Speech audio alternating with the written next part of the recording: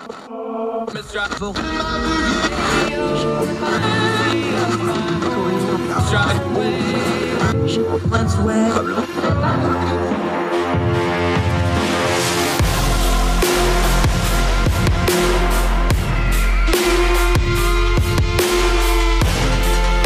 host, Andrew Donaldson. This is Heard Tell. Heard Tell show, January 11th. It's a Tuesday. I know you're excited about it. I'm Andrew Donaldson. Finally on the uptick, kind of getting the voice back, still a little grovelly. Just work with us. Appreciate it. Spent most of the last week with COVID and sickness in the house. We've tried to soldier on as best we could. We had to miss one show, unfortunately, because I just could not talk at all. But we've been trying to do our best with it, and we appreciate you sticking with us. Glad you're with us. Hope your weekend and your Monday went well. We're going to have a lot of good stuff on the show today. We're going to talk about how we discuss culture and politics like we frequently do. Very interesting piece out of the Atlantic we're going to talk about. Also going to update a couple different stories. The I-95 snowpocalypse had some good moments in humanity. We're going to talk about that later. The James Webb Space Telescope, we talked about that with our friend Michael Siegel. It had itself a good couple of days. We're going to talk about its successful deployment as well. Cooper Conway is our guest today. We're going to talk a little Elon Musk. Everybody loves to have an opinion on him, but we're going to take kind of an interesting direction on it. Cooper talks a lot about education and things like this. We're going to kind of spin it that way. Like, do we properly handle our eccentric genius inventor types the way we used to in education? And not that Elon Musk is a super great role model necessarily, but it's interesting to see how culture and education and how we view people like him as opposed to inventors of the past and captains of industry of the past. We're going to get into that with Cooper Conway. Great guy, been on the show before. Excited to talk to him again. But first, I want to start with something that frankly has greatly troubled me. We've obviously been talking about COVID-19 a lot. The news media has dominated it the last 2 years because it's dominating a lot of folks' life. Yesterday's program, we had on Morgan Stevens for basically the entire show. We were honored to do that. Listen, I got my first writing of real note, writing about myself and writing about my medical history and my issues and challenges. I know firsthand how hard it is to make yourself the subject of something that you're putting out in the public. So first of all, I just commend her courage for doing that and getting her story out. I know how hard that is. It can be cathartic. It can be therapeutic. It's also really, really hard to put yourself up for examination to the world. And we commend her for that.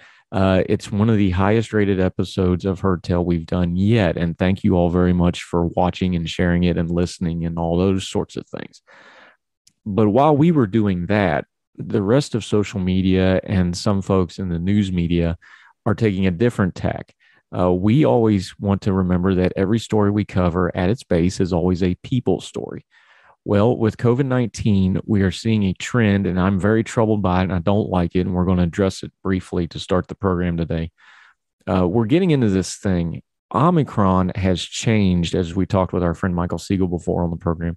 It's changed how our numbers and the metrics and the statistics of COVID-19 work because it is such a contagious virus. It is rapidly spreading, but at the same time, thankfully, so far, the data looks like it's not nearly as deadly. It does not have the death toll and the hospitalization ratios with it. Now, the death toll is still way too high, and that's because people who are not vaccinated and those sorts of things, their numbers are through the roof compared to the folks that have been vaccinated. We're not here to argue all those points and rehash that again. You can find that other places. The point is in the commentary and in the discussion and on people's social media now, folks want to play this game where they take the data and either overblow it and turn it into more than it is, even although it's already tragic, or they underplay it. And now they're trying to retrograde what's going on with Omicron and apply it to the over 800,000 deaths that have already occurred over the last 2 years. Here's my issue, folks. How you treat human life in your commentary, in your social media, in your everyday conversations, how you treat human life tells me a lot more about you than what your political or ideology leanings that you're professing tell me. Human life is precious. You only get one of them. And I don't know, some of you may not realize this yet, but every single one of us is going to die. We all have an expiration date. This is just how this is. It's what makes life and the human existence unique. We get one of them and we're going to die. And we don't have a whole lot of control over it. Folks seem to be losing their humanity in the way they're dealing with COVID-19 now that it's going this route with Omicron. They want to use the numbers as political cudgels. They want to do some I told you so with some of the latest numbers. Our elected officials and our non-elected officials, folks that are appointed at places at like the CDC and stuff, have not been doing themselves any favor with their messaging and how they discuss things. We need to hold them accountable, but at the same time, just because an official messes up and says something wrong doesn't mean all your worst fears about how the COVID-19 virus has gone in the last few years may be true. We have to be so careful, and we have to maintain our bearing with things like COVID-19. Science is always evolving. It's always changing. There was a lot that we just didn't know in the beginning, and too many people were proclaiming that they did know when they didn't know. We've said over and over again on this program, one of the biggest problems with the COVID-19 crisis was a lack of humility. Government officials, experts, scientists, commentators, and us, the general public, could have all done with a big heaping helping of "I don't know" instead of making pronouncements, because now they felt like they had to either uphold those pronouncements or defend those pronouncements or make things work to keep those pronouncements to come true so that they didn't look silly. Then people started putting their politics on it. People started putting their cultural ideas on it. People started putting their personal feelings involved in it. And we had ourselves a red hot American mess on top of a disaster of hundreds of thousands of people dead, many more sick. We talked on the program yesterday with Morgan about the long COVID sufferers, otherwise perfectly healthy folks that are now having major problems that we don't fully understand and probably won't for years to come until there's proper scientific and medical study done about it. It didn't kill anybody, and nobody would have lost any social media points to have just had a little bit more humility to this thing. We're losing our humanity on these subjects because we're so busy trying to slam the square peg of whatever's going on next into the round hole of whatever was going on already in our social media feeds, in our commentary feeds, on our Facebook feeds, in our Twitter timelines. We're just so desperate to keep the conversation going the way we want it to go so that we can prove we're right, that we use every single thing that comes along as part of the fodder for it. That's not healthy, folks. It's not good. It's not good for you, your family, your community, or for the country. Now, here's how this really gets nefarious in a hurry. I understand perfectly that things like the government and people that have deigns on power can use emergencies to try to maintain that power, expand that power. We've been very vocal about that. These states of emergencies without proper recourse, people having quote unquote emergency powers. Shouldn't they have some standards as to how they do that? Those are all fine things. Those are things we've advocated for. But the reverse is true. You can't just say that something isn't a crisis when it is to suit your own very fancy. You can't just magically wave away bad things because it doesn't fit into your models of how you see the world. Again, a little humility, evenly applied all around, would have done everybody a world of good, might have even saved some lives. I want COVID to go away, but it wasn't. I don't want to have had COVID and been sick myself. I didn't like watching members of my household being sick with COVID. I hated having to sit and hear Morgan Stevens' story, which is representative of millions of other people who have these long haul COVID symptoms that we don't even fully understand yet. I didn't like having family members die that knowing that they died alone because they couldn't have visitors in the hospital they were in. I didn't like having limited funerals for those family members because of COVID restrictions. There's millions and millions of stories over the last 2 years of important life events, births, weddings, deaths, funerals interrupted because of COVID. And then there's that horrific death toll of over 800,000 and counting of people who have died of this illness or connected to this illness. We can argue about the numbers, but keep all that in perspective first. These are still neighbors. These are still friends. These are still fellow countrymen. Don't let them be stats. When we make people stats and numbers, we've lost our humanity. And then what's the point of it all? We can and should do better, folks. If they're not people anymore, if they're just numbers, you've already gone to a very dark place that's going to be really hard for you to get out of. And there's no vaccine for that. More Heard Tell right after this.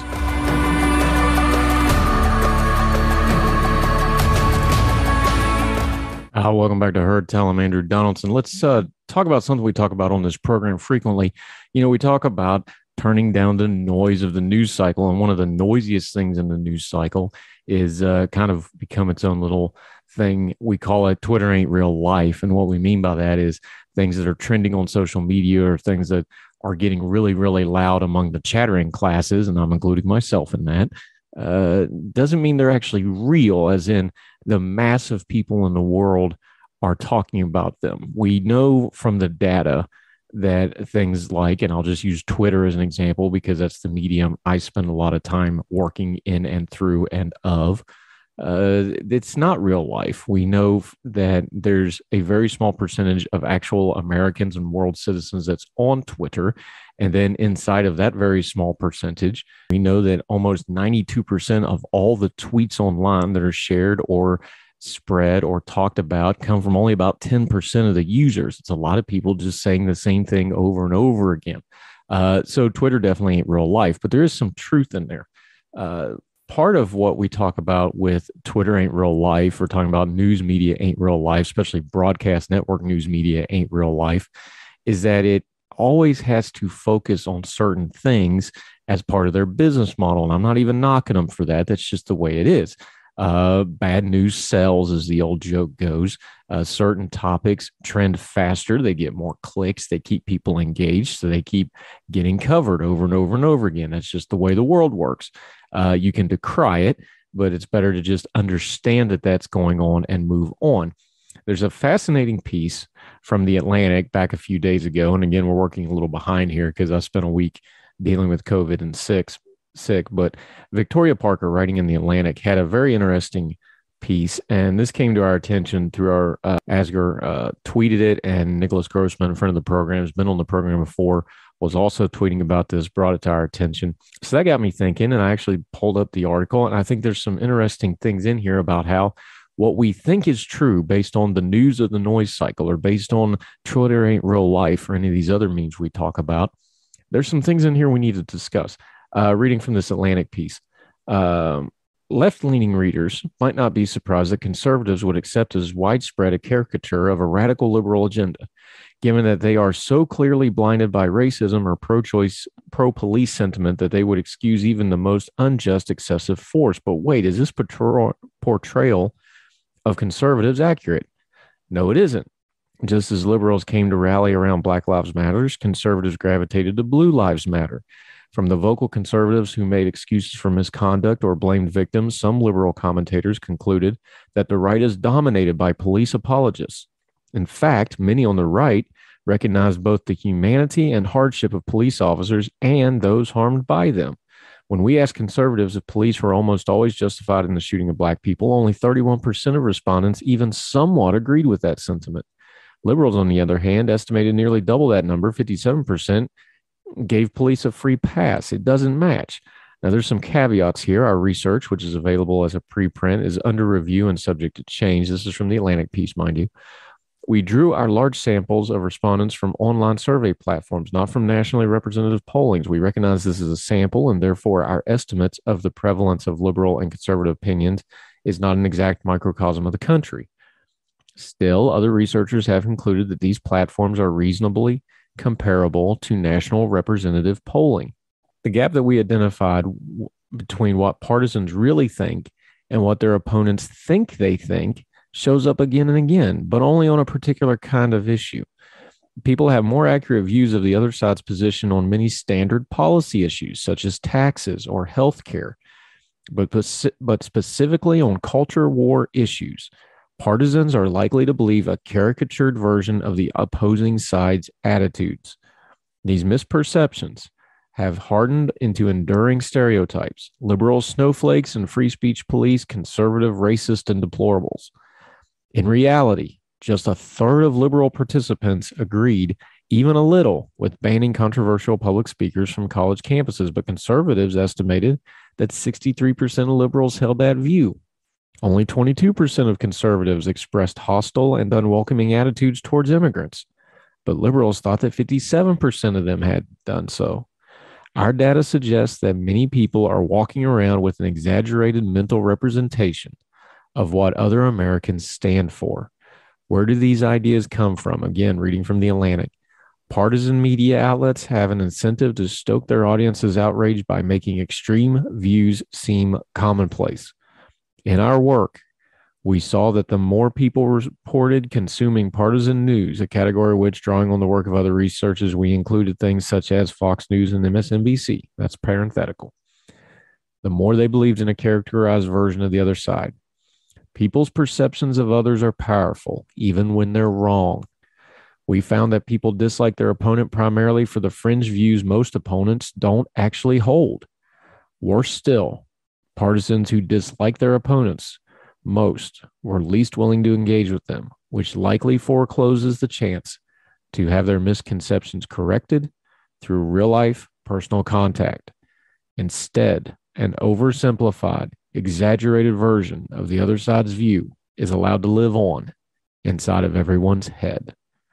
What's more, partisans told us they were hesitant to voice their opinions about the most extreme positions expressed by people on the same side of the spectrum. For example, liberals were less keen to talk policy publicly about the downsides of censoring free speech than they were to talk about the benefits of universal health care. So although a majority of liberals oppose censorship, their reluctance to criticize it openly might have led to conservatives think the most on the left favor it. So what should politically minded Americans conclude from our research? This is from The Atlantic again. That, gosh, their opponents are just like them and everyone should join hands in the center? Nope. Some policies and some partisans deserve forceful opposition, even contempt from the other side. Vigorous disagreements, both within and between parties, is essential in a functioning democracy. But democracy also requires at least a level of mutual comprehension. No matter where people are on the political spectrum, they ought to know whom they're fighting with and what they're even fighting about. That's Victoria Parker from The Atlantic back a few weeks ago.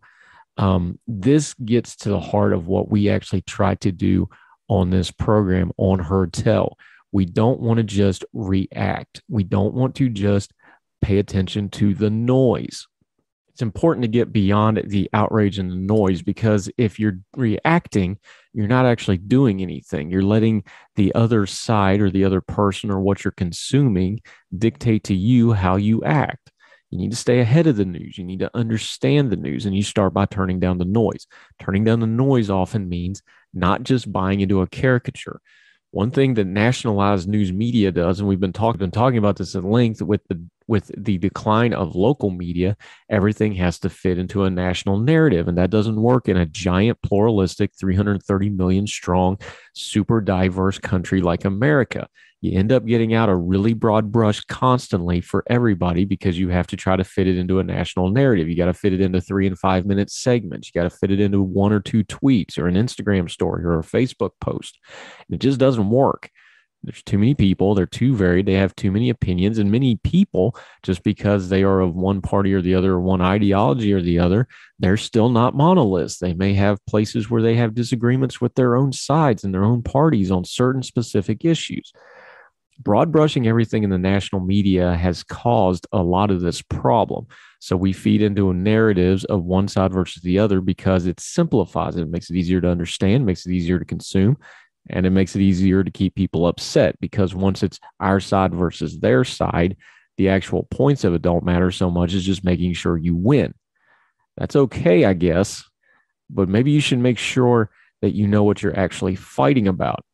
What some of this research has shown, and Pew's had similar data over the years, and we see it again and again and again on topics, if you just turn down the noise and get below the surface a little bit, is folks are fighting about something that they may not even need to fight about at all if they would just calm down a little bit and actually hear what the other side is saying. Sometimes it's just a nomenclature problem. For example, if we take something like criminal justice reform, if we say, well, we want to have bail reform. Well, one side just immediately starts thinking everybody wants to just turn criminals loose on the streets. Well, that's not necessarily true. But if you came at it with a certain nomenclature that a conservative minded person was, hey, the bail system is part of government overreach, and we want to have effective and limited and accountable government, and bail reform is an extension of having accountable government. Now you got an inroad with them, and it makes sense to them in their worldview. And you're not just painting a broad brush, you're actually getting to something they can agree on. I've often said, and people kind of recoil at this, but our environmentalist friends who want to take care of the environment have natural allies in hunters. If they would just quit calling them dumb rednecks with guns and understand that those are people who have a vested interest in conservation and stewardship of nature. You just have to turn down your prior a little bit, get past it, and not broad brush people. There's things like this that we could find a lot of common ground on if we just work on it a little bit. But it all starts every time with making sure we're operating off correct information and not just reacting all the time. If you're just reacting, you're missing out. If you're just reacting, you're being controlled. There's an old saying, don't make an enemy by accident. We're making lots of enemies online in our social and cultural and political commentary just to please the crowds. That's even dumber. We should really stop doing that. More Herd Tell right after this.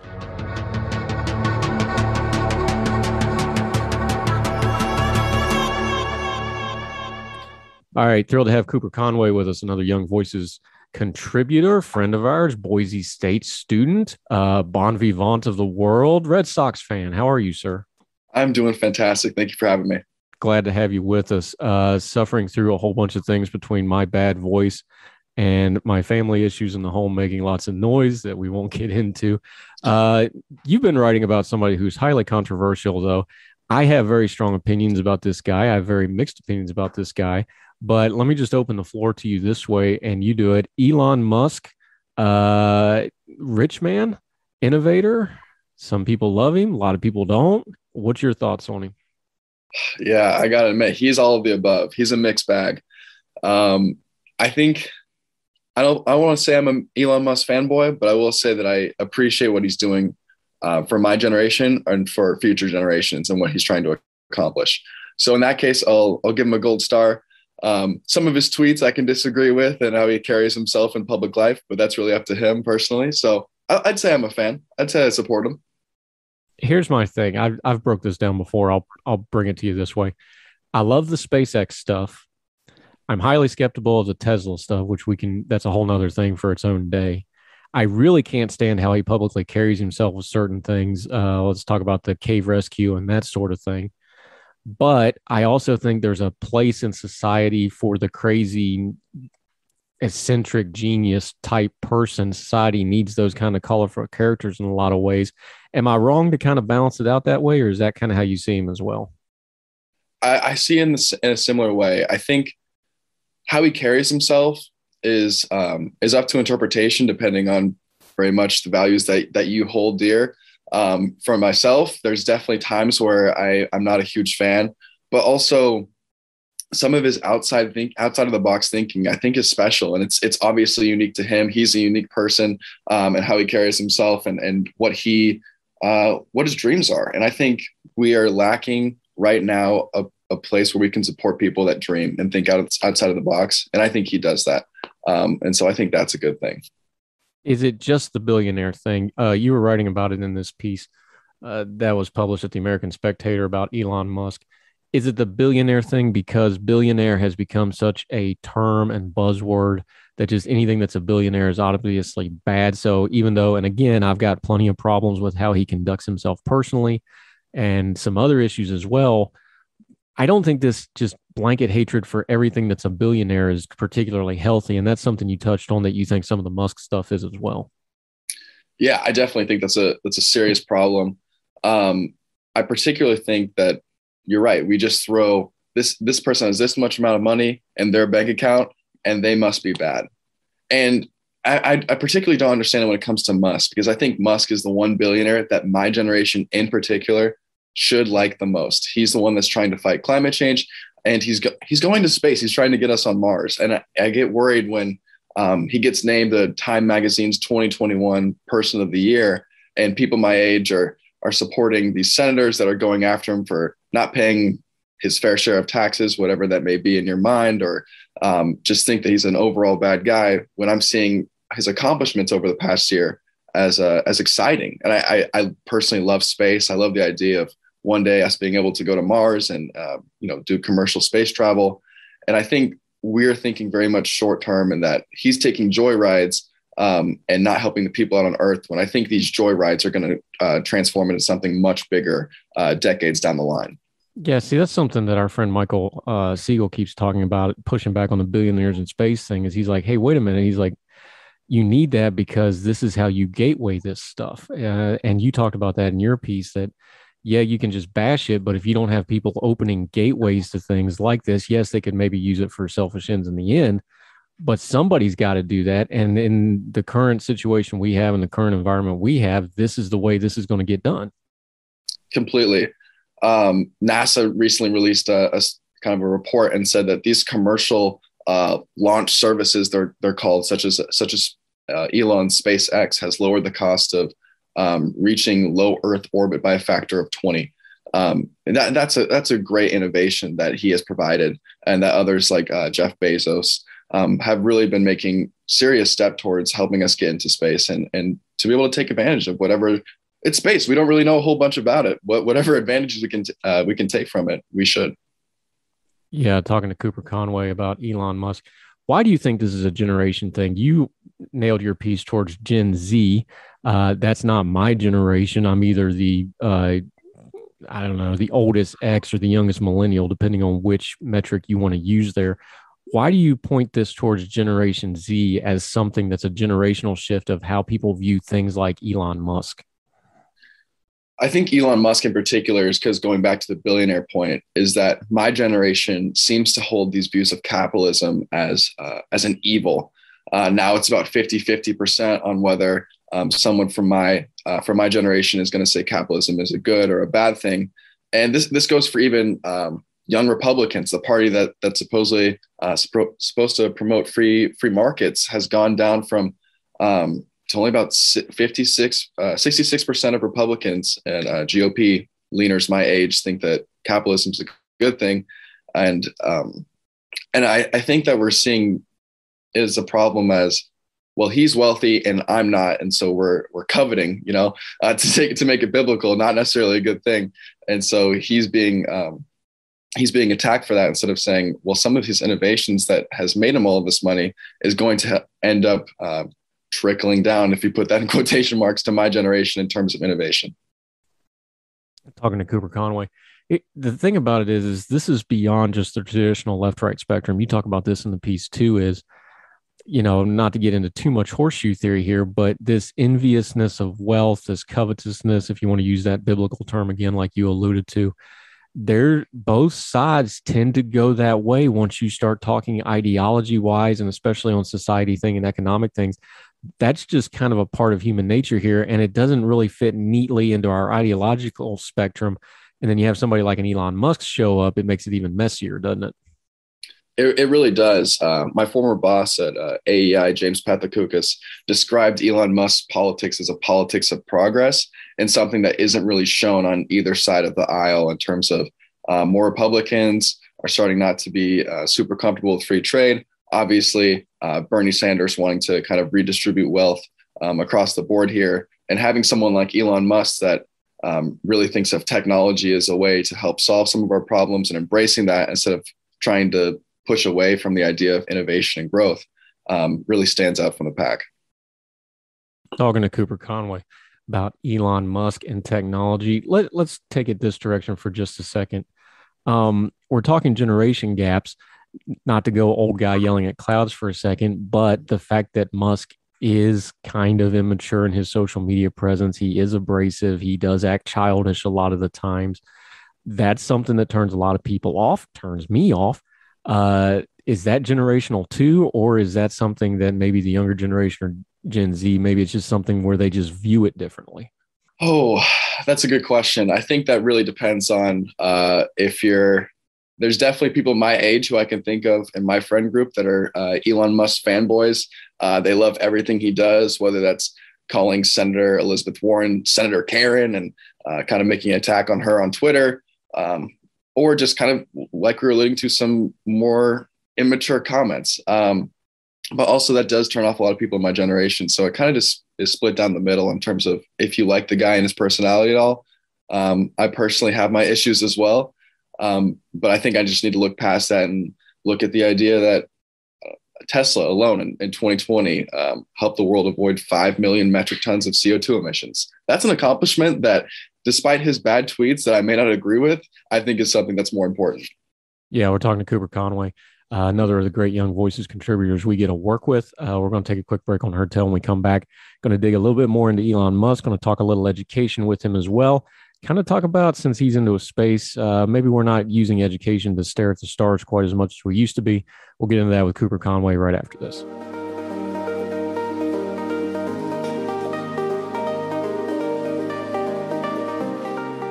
And we're back with Cooper Conway, another Young Voices contributor, Boise State. That's the blue field for those of you that sports ball. Cooper, how are you, my friend? I'm doing fantastic. Hope Boise State is able to get into a bowl game next year, but we'll see. Didn't they do a bowl on that field one time and like all the birds killed themselves because they were repainting the lines and there was no white and all the birds started dive bombing straight into the field because they thought it was water or something crazy? Am I remembering that correct? That is exactly correct. We don't always like to talk about that as our field killing birds, but yes, that did happen. Well, on to other matters. One thing we were talking about Elon Musk, you're kind of bailiwick on commentating. We've had you on the show before talking about educational issues. I wonder sometimes, we used to really praise inventors, even excedrin, that's a headache thing, eccentric ones and crazy ones and ones that aren't maybe socially acceptable, but we used to praise them as part of our education system of like, hey, you should aspire to be an Edison or an inventor or a Washington Carver or any of these guys. We don't do that with Musk. Obviously, he turns a lot of people off. He turns me off. I'm upfront about that. But are we losing a link between education and practical inspiration of people by not putting up people that innovate like this as something to be celebrated? Yeah, I think it's a real problem of what are we valuing? And it seems that creativity is not one of those things that we are valuing in our K through 12 education system.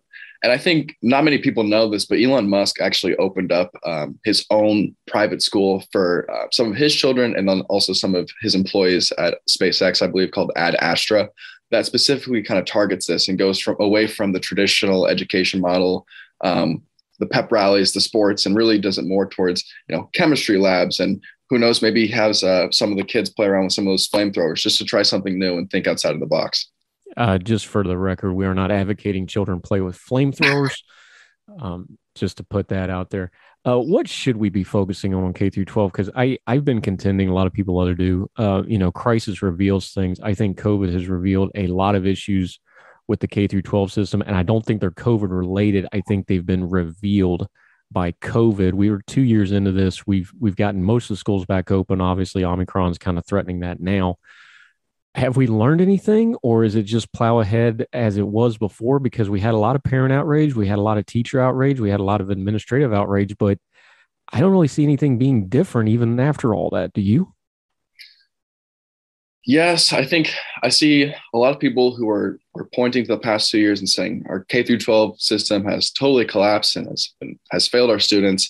And I see it as it's been failing our students. This is not anything new. Students need more opportunities and more choice to attend a school that necessarily works best for them. I'm not saying that all public schools are failing every single child that they serve, but I'm saying that not every child is going to be served by a traditional one-size-fits-all model. And I think when it comes to curriculum, a lot of parents are looking for more transparency in terms of what their child is being taught. And over the past, I would say, year or so, particularly, it's kind of been peeled back and parents are starting to see, oh, this is what my child is being taught. And they're not necessarily liking it. And so they're trying to get something different out of the school system, and the schools aren't exactly budging. This is something, not to bring it back to Musk again, but people are complaining like, well, why don't they spend this money on planet Earth? Why are they spending all this money on it? Well, education is one of those things we can point to and go, we're spending all the money, that God has on this stuff, and it's not making it any better. But we don't ever seem to put those two arguments together and go like, well, wait a minute, there's a lesson to learn here, but everybody's just talking past it. Do you see that though? That like, this is incongruent that we're talking about, we'll spend more money. Well, education is one of those things where spending money alone isn't getting it done. So that argument doesn't really wash with me. Where does it with you? I completely agree. My friend and fellow Young Voices contributor, Gary Franklin, and I wrote an article recently on Baltimore City's public education system. And we actually pointed towards Musk, and everyone was saying we need to tax him more. And I was saying you could throw every single penny of Elon Musk dollars into the Baltimore City education system, and I would be willing to bet that there's no increase in terms of student achievement. And I think that's because the system itself is broken. The dollars aren't actually reaching the students, and the students aren't seeing that in their lives. The dollars are instead spent on administrative staff or just other terms of funding that isn't necessarily helpful for students being able to achieve. Yeah. And one thing I've found interesting doing some media stuff is things like school choice really don't cut along the normal ideological lines. I know down in our way a little bit, you have some really super progressive people on things like the environment, but they got interested in school choice because of COVID. You have some people that are really against school choice, but they're very, very conservative in a lot of their other ways. This is one of those issues when it comes to education. You start talking people's kids. I think we try to put ideological and political labels on this stuff, but when you start talking people's kids, I don't think it fits into that conversation nice and neatly. Is that something we haven't done a real good job talking here? Is we just need to understand that when we're talking education, this is a whole different conversation that we maybe need to change our terminology and buzzwords on just a little bit? I think that's fair, but I also would like to point out, school choice is wildly, like you were saying, it is wildly popular across the board. There definitely are some people on the right, you could say, that aren't exactly huge fans, and some of those on the left that are more progressive.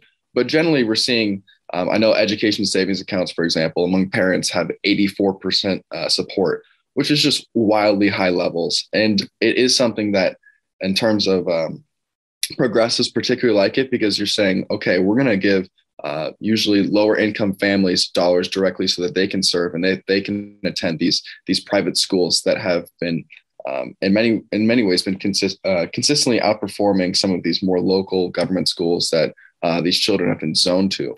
And vice versa, you're definitely getting some types of protectionism from wealthier families who don't want their schools to potentially get hurt by these, lower income families. They just like them the way they are. They don't want to change them at all. But really, I think school choice is something where we should be providing opportunities for every single child, no matter the background. Yep. And to loop this back to Elon Musk, we talk about him being this kind of renegade, eccentric genius. He went to the University of Pennsylvania, alma mater of our former President Trump, by the way. Take that for what that's worth.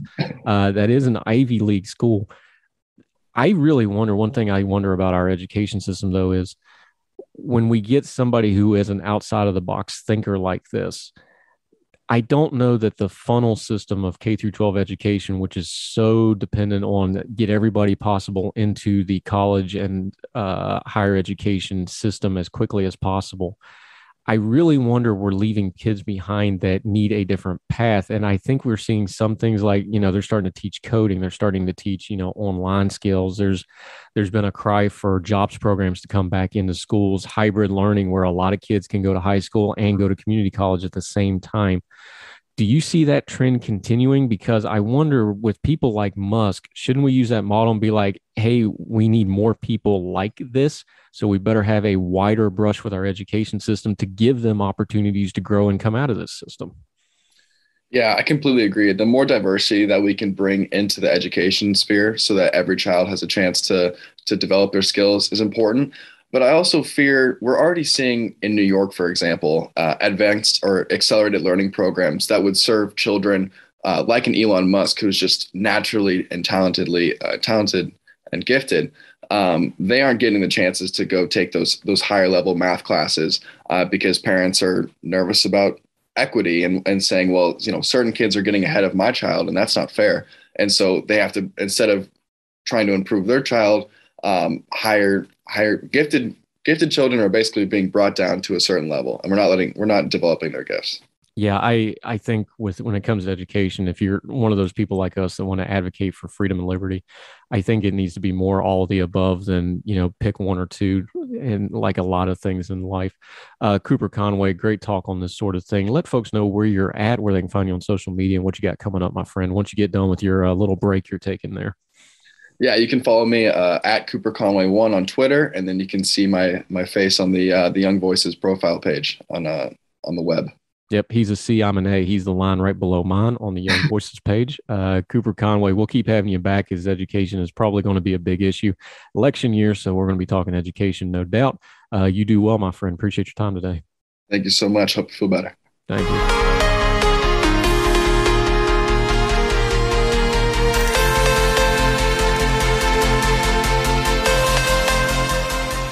I heard tell. Welcome back. I'm Andrew Donaldson. Thank you for staying with us. We like to update stories as we go. We have our friend Michael Siegel on this program frequently. He's a scientist, an astrophysicist, an astronomer, does all kinds of this fancy space stuff, along with talking about other topics of the day when he's on the program. But he was on the program recently, talked about the James Webb Space Telescope. Well, we have an updated story from the Washington Post. NASA's revolutionary James Webb Space Telescope has transformed itself into what looks like a giant kite, successfully deploying a tennis court-sized sun shield designed to keep it operating at extremely cold temperatures.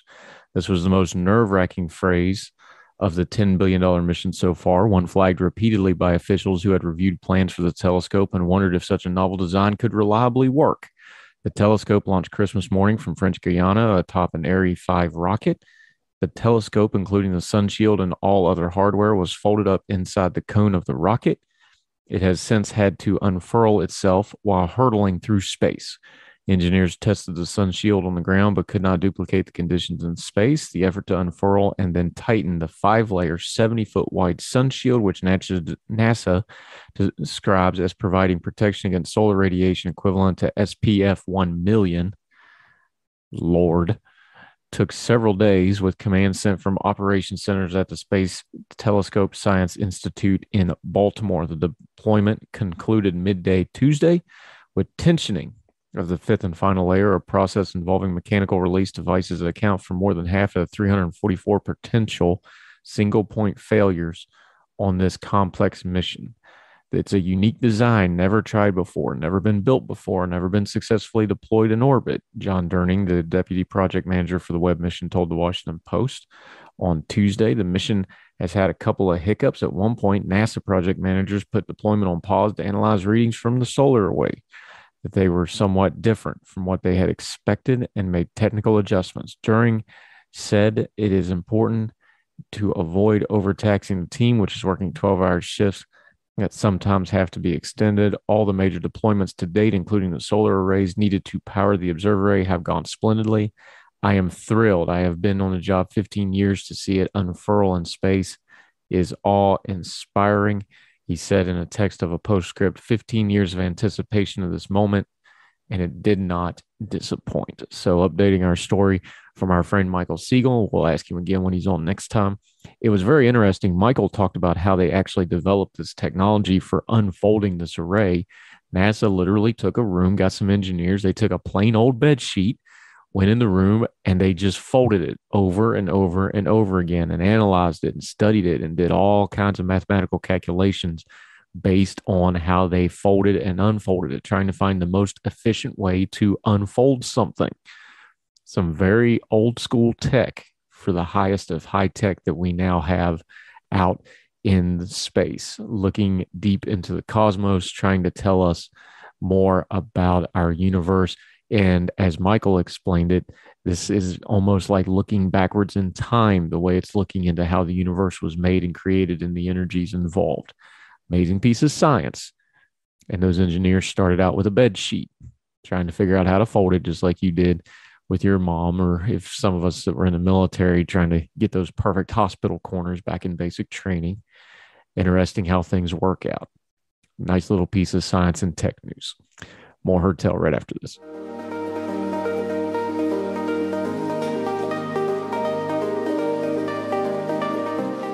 Welcome back to Heard Tell Show. You know, we always try to end our program on a happier note or a lighter note, especially when we're covering such heavy topics.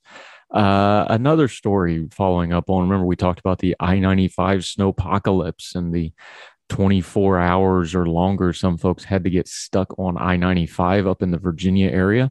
There was some good news in that, reading from NBC4 out of Washington, D.C.